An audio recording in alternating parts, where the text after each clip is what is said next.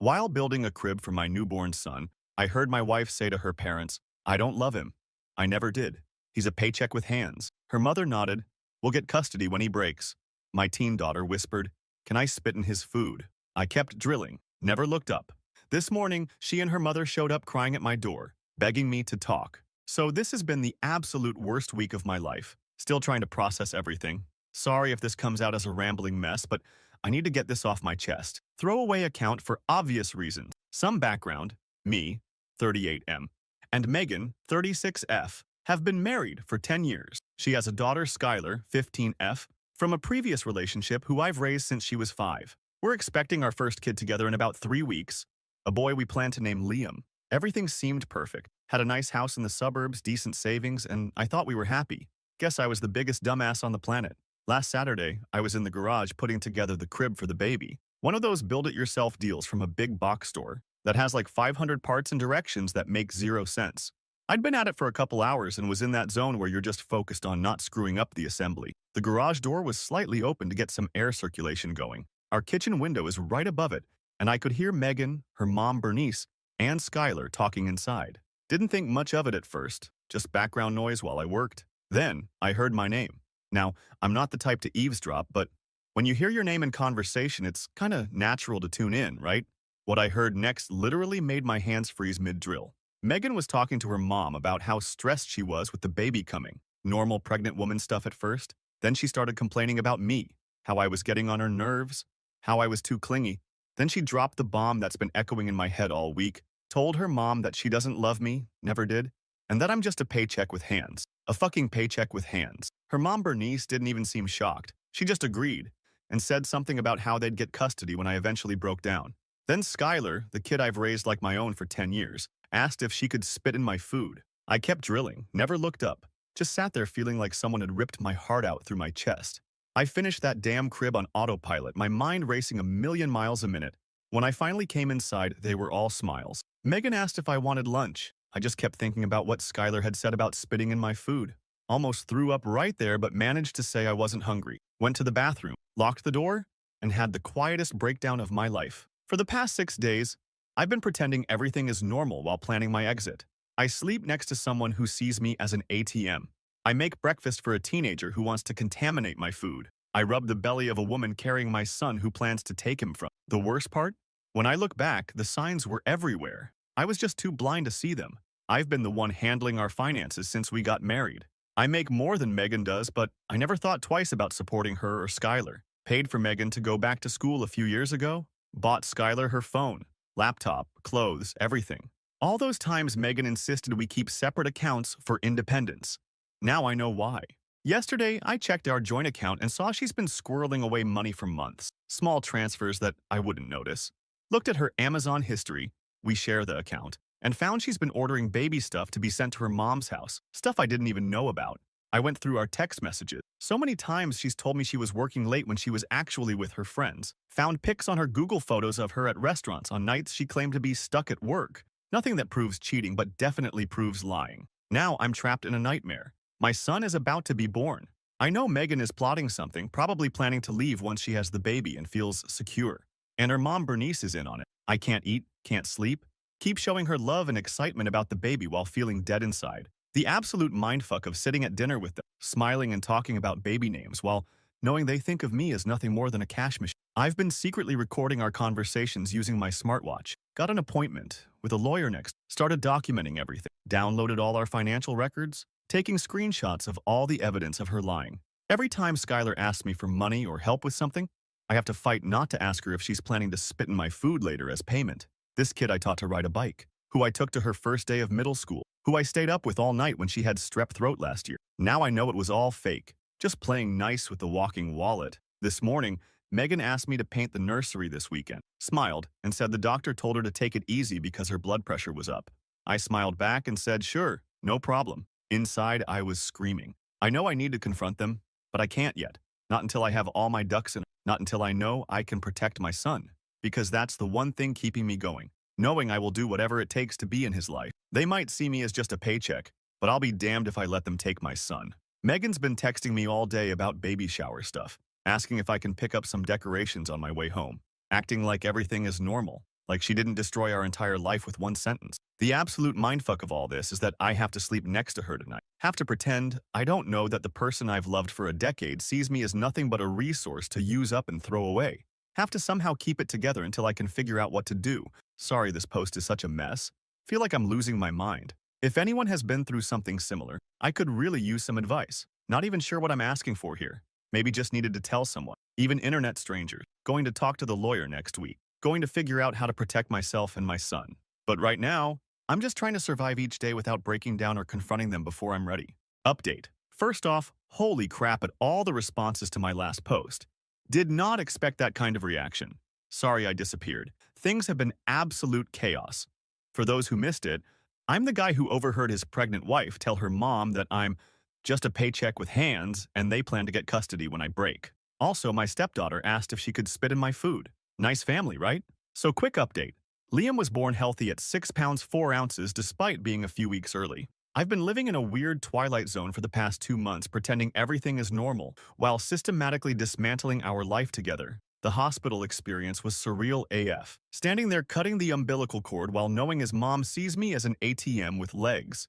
Looking at this tiny human that's half me and half someone who's been plotting against me. Cried my eyes out in the hospital bathroom. Not exactly the magical moment they show in the movie. I've been executing what I'm calling Operation Ghost Protocol. Yes, I'm a dork even in crisis. Here's what's gone down so far. Talked to a lawyer the day after we got home from the hospital. Cost me $1,000 but worth every penny.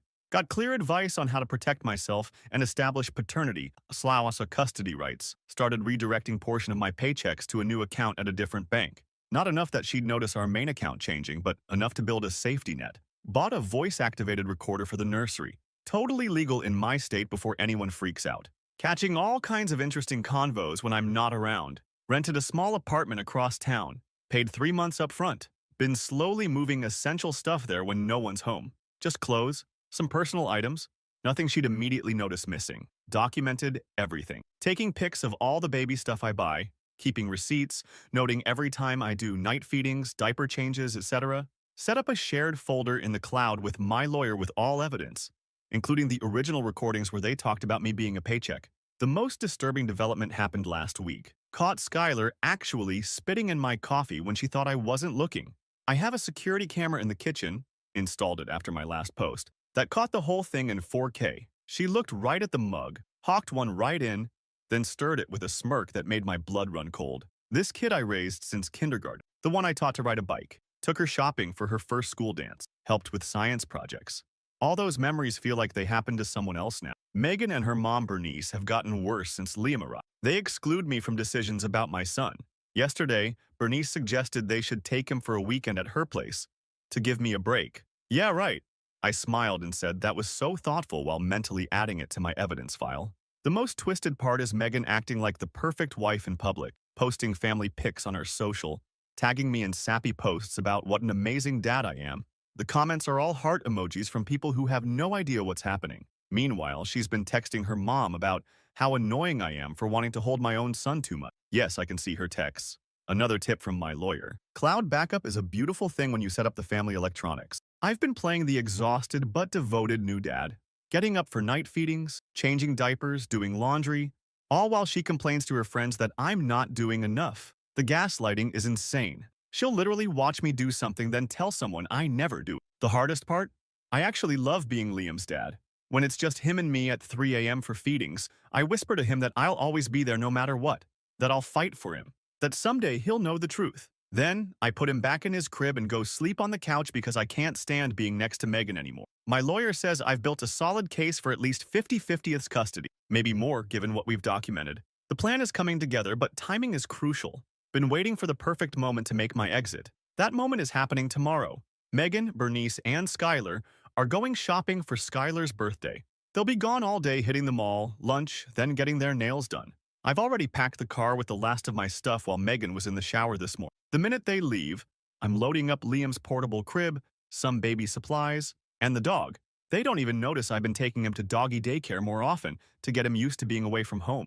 The hardest decision has been Skylar. Despite everything, I've been her dad for 10 years. But the recorded conversation and the spitting incident, I can't forgive that. She's old enough to know better. Old enough to understand what she's doing. Still, Leaving her feels like cutting off a limb. I wrote her a letter explaining that despite everything, I did love her as my daughter. Maybe someday she'll read it and understand. Maybe not.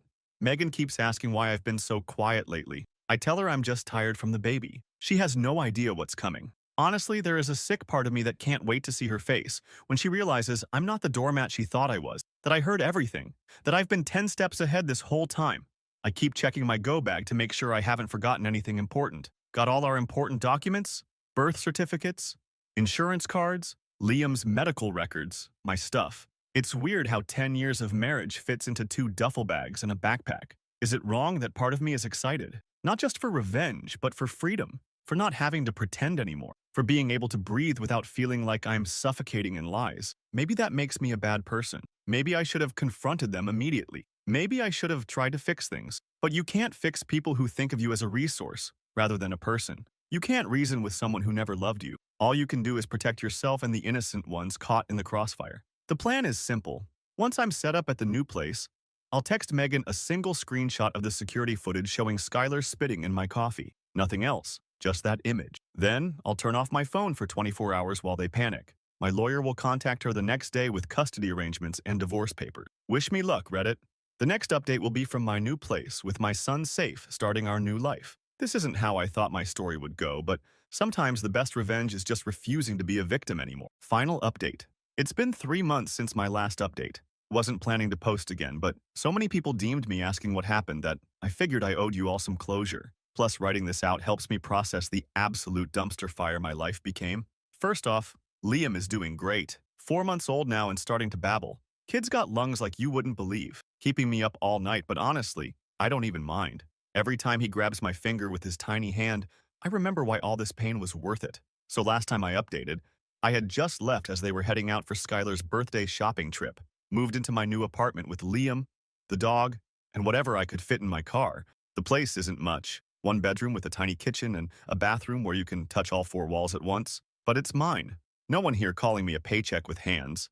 Sent that pic of Skylar spitting in my coffee like I planned, then turned off my phone. Switched it back on 24 hours later to 97 missed calls and about 200 texts. Screenshots of those first messages are saved in my When I Need a Laugh folder. Started with confusion, where are you? Then anger, answer your damn phone. Then panic, please, just tell us you're okay. Then bargaining, we can work this out. And finally the begging, please come home, we need you. The best part? Not one message asked about Liam at first. They were all about where I was and when I'd be back. Took hours before Megan even mentioned our son. Really showed where her priorities were. My lawyer contacted her with the divorce papers the next morning. Included the custody arrangement I was seeking, 50/50ths to start, with stipulations. Also included copies of the recordings and screenshots of texts between her and Bernice planning how to handle me after the baby came. That's when shit hit the fan for real. Megan and Bernice showed up at my apartment that same afternoon. No idea how they found me. Probably tracked my phone or something. The look on their faces when I opened the door with Liam in my arms almost made the whole nightmare worth it. Megan was a mess. Mascara running, hadn't showered, wearing the same clothes from the day before. Bernice looked like she'd aged 10 years overnight. They stood there crying, begging to come in. I just stared at them for a minute, bouncing Liam gently, then said they could have 15 minutes, but if they raised their voices once around the baby, they were out. The conversation was wild. Megan swore she didn't mean what she said that day in the kitchen, that she was just stressed about the pregnancy, that Bernice pushed her to say those things, that she really did love me, that she couldn't believe I would steal our son. The whole time she's saying this, I'm just sitting there thinking about all the recorded conversations I have of her saying almost the exact same crap when she thought I wasn't listening. Bernice tried a different angle. Started with how disappointed she was in me for breaking up our family, then switched to threatening me with court and how no judge would give custody to a father who kidnapped his child. When that didn't work, she offered money, said she'd help with the rent if I moved back home. The absolute audacity of this woman who called me a paycheck now trying to buy me off. I just pulled out my phone, hit play, and watched their faces as they heard their own voices echo back. Megan saying, I'm just a paycheck with hands. Bernice saying they'd get custody when I broke. Skylar asking if she could spit in my food. The conversation from 2 nights after Liam was born, where Megan told Bernice I was being clingy with my baby, and they needed to fix that. Then the cherry on top, the video of Skylar actually spitting in my coffee. Megan crumpled, started sobbing so hard she could barely breathe. Bernice got quiet in that scary way older women do when they realize they've completely lost control of a situation. Asked if they could hold Liam.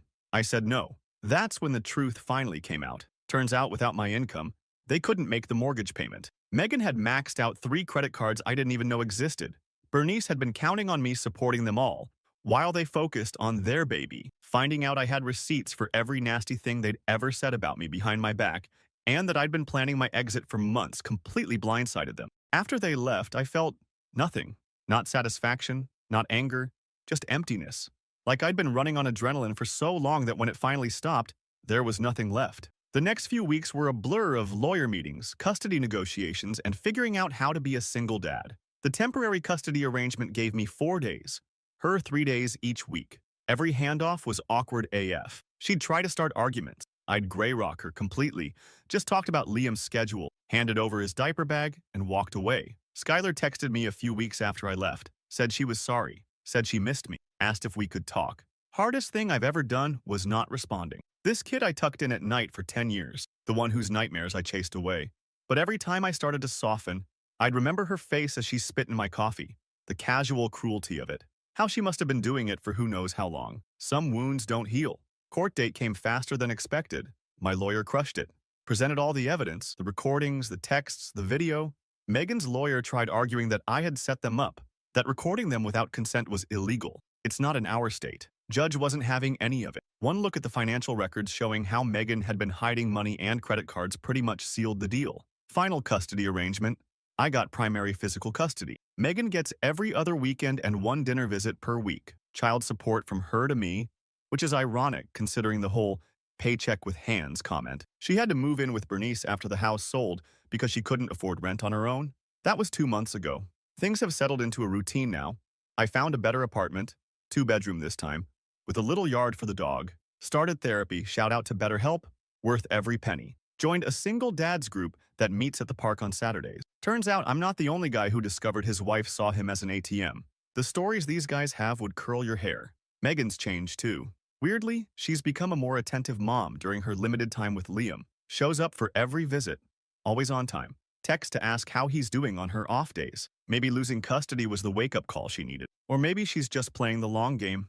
Either way, I keep everything documented just in case. Bernice still hates my guts. Sends passive-aggressive gifts for Liam with little notes about how he should be with his mommy. They go straight into a box I'm saving for when he's older and asks questions about what happened. He deserves to know the truth someday, but not the sanitized version they'll try to feed him. The weirdest part, last week at drop-off, Megan asked if we could try again.